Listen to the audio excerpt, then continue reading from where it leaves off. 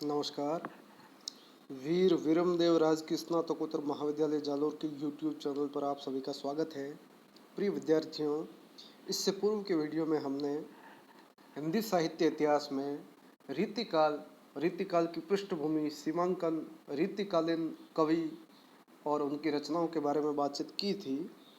आज के इस वीडियो में हम हिंदी साहित्य इतिहास के आधुनिक काल के जो दूसरे चरण का काल है, द्विवेदी युग, और द्विवेदी युग के प्रमुख प्रतिनिधि कवि अयोध्या सिंह उपाध्याय के बारे में, उनके व्यक्तित्व और कृतित्व के बारे में बातचीत करेंगे।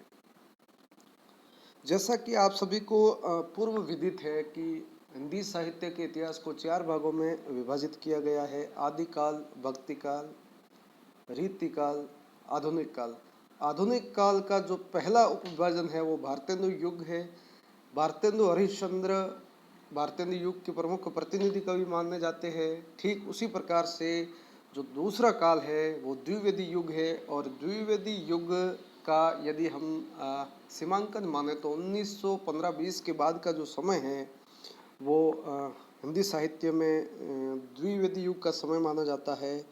और द्विवेदी युग के प्रमुख प्रतिनिधि संस्थापक कवि के रूप में महावीर प्रसाद द्विवेदी का नाम अत्यंत ही आदर के साथ लिया जाता है, और महावीर प्रसाद द्विवेदी के नाम पर ही द्विवेदी युग का नामकरण हुआ है।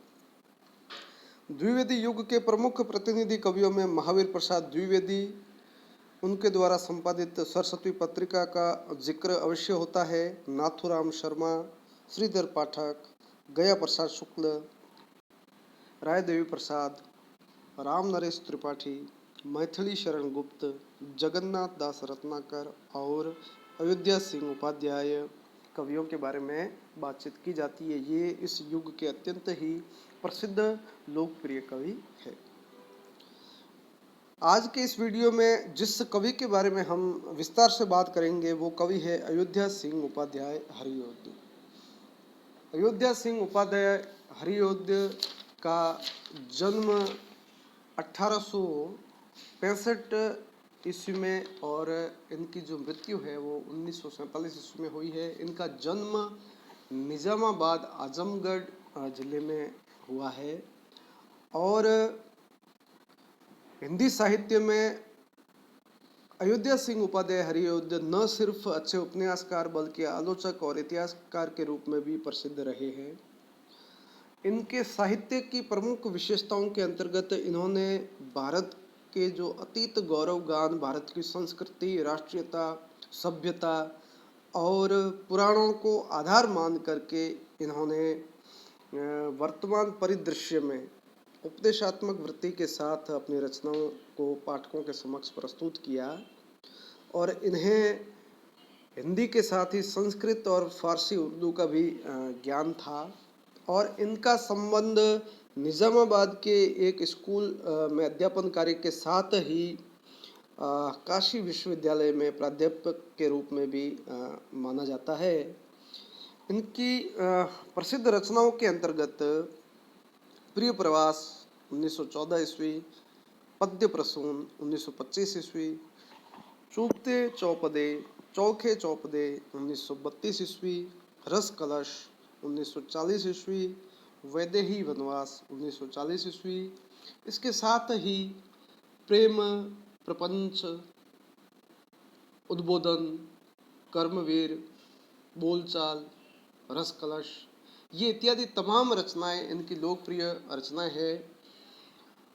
और इन्हें विभिन्न आलोचकों ने खड़ी बोली का सूरदास तक कहा है। डॉक्टर गणपति चंद्र गुप्त इन्हें आधुनिक काल का सूरदास कहते हैं, जबकि कुमुद शर्मा के अनुसार वे आधुनिक हिंदी के व्यास माने जाते हैं। इनकी प्रसिद्ध रचनाओं के अंतर्गत प्रिय प्रवास, जो कि अत्यंत ही लोकप्रिय और महत्वपूर्ण रचना है। प्रिय प्रवास की यदि हम बात करें तो प्रिय प्रवास 1914 में लिखी इनकी कालजयी रचना है, और खड़ी बोली हिंदी का यह प्रथम महाकाव्य माना जाता है, महाकाव्य है। यह प्रश्न अक्सर परीक्षाओं में पूछा जाता है, चाहे वो आपके विश्वविद्यालय का पाठ्यक्रम हो, उससे संबंधित परीक्षाएं हो या फिर प्रतियोगी परीक्षा हो। यह प्रश्न प्राय पूछा जाता है कि खड़ी बोली हिंदी का प्रथम महाकाव्य कौन सा है। तो इसका सही जवाब प्रिय प्रवास होगा। और भाषा की बात करें तो यह खड़ी बोली हिंदी में लिखा गया महाकाव्य है। और इसकी विषय वस्तु के रूप में यदि हम बात करें तो इसकी पृष्ठभूमि में भागवत पुराण है। जैसा कि पूर्व में आपको कहा जा चुका है कि हरिओं जी ने जो अपनी विषय वस्तु है वो अधिकतर भारत की संस्कृति, सभ्यता और पुराणों से ली है। तो निश्चित तौर पर इस ग्रंथ का जो प्रेरणा ग्रंथ है वो पुराण जो है वो भागवत पुराण है। इसमें 17 सर्ग है और इसकी विषय वस्तु के रूप में कृष्ण और राधा के चरित्र का चित्रण किया गया है। और महत्वपूर्ण बात यह है कि इस महाकाव्य में राधा और कृष्ण को एक सामान्य नायक नायिका से भिन्न, विश्व का कल्याण करने वाले, विश्व की सेवा करने वाले, विश्व से प्रेम रखने वाले, वसुधैव कुटुंबकम की मान्यता रखने वाले, विश्व की सेवा करने वाले के रूप में चित्रित किया गया है। और यह एक प्रकार से लेखक की अपनी मौलिकता का परिचायक है। तो इस प्रकार से जो प्रिय प्रवास है उसकी भाषा की यदि हम बात करें तो यह सहज खड़ी बोली है इसकी भाषा, और संस्कृत निष्ठ भाषा का प्रयोग भी देखने को मिलता है। प्रिय प्रवास की कुछ पंक्तियों को मैं पढ़ता हूँ। दिवस का अवसान समीप था, गगन था कुछ लोहित हो चला, तरु शिखा पर थी अब राजती, कमलिनी कुल वल्लभ की प्रभा। तो ये प्रमुख पंक्तियां हैं। और प्रिय प्रवास पर हरिओं जी को हिंदी का जो पुरस्कार है, सर्वोत्तम पुरस्कार मंगला प्रसाद पारितोषिक प्रदान किया गया है। और इन्हीं की एक और रचना हम पढ़ते हैं, इनकी रचना की पंक्तियां जो खड़ी बोली का जो सहज रूप हमें पढ़ने सुनने को मिलता है।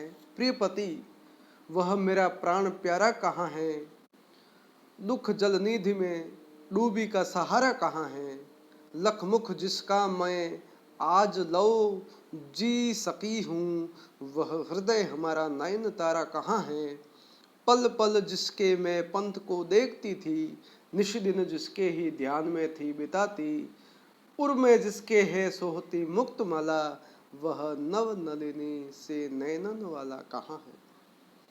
तो इस प्रकार से हरिओं जी की जो भाषा है वो अत्यंत ही सहज, सरल, खड़ी बोली, उन्हें अन्य भाषाओं का भी ज्ञान था। तो आप सभी के लिए शुभकामनाएं। इससे अगले के वीडियो में हम किसी अन्य कवि के बारे में, उनकी रचनाओं के बारे में बातचीत करेंगे। बहुत बहुत धन्यवाद।